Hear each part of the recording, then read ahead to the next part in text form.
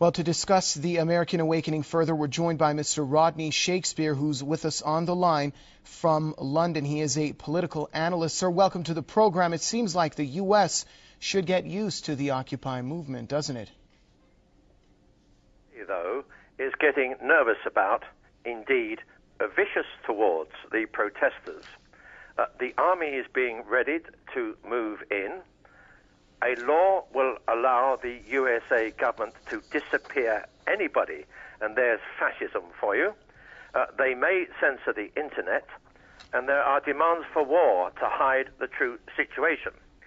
And the reason for all this is, in fact, the overall economic situation. And if you start in Europe, where the euro could be weeks, even days away from collapse, with the resultant sovereign debt of Europe being defaulted, that will mean billions, even trillions of payments by the USA banks, which hold the derivatives or the insurance.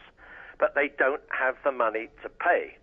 And recently, the Bank of America moved 70 trillion, I will say that again, $70 trillion worth of derivatives to a Bank of America commercial holding, bank sub-company, which is a government insured. Now, 70 trillion is larger than the global economy.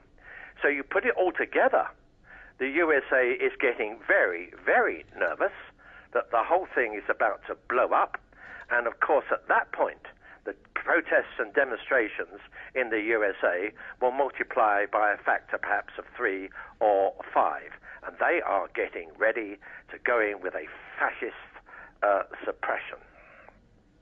And what about the tactics used by the police? We've seen it across California and its capital city, LA, and elsewhere, such as Philadelphia and so on and so forth. And now people are back out again, even in D.C. You think this may have aggravated the protesters and made them even more persistent? Well, the protesters are actually representing not just a deep unease, but a nasty reality of 20 to 22% unemployment overall, 40% unemployment amongst youth groups, blacks and Hispanics. And as for the homelessness, it is hidden. The homelessness is now out in the woodlands, out in the scrubland, away from the general perception. But it is rising very, very fast, as also the number of people who are on food stamps. So it is not just a question of the courage of the protesters, and they are being brave, it's the situation is deteriorating very, very rapidly indeed. And the authorities can see that not only the nitty-gritty detail for their own population is getting worse, but they can see that the overall banking collapse is getting worse.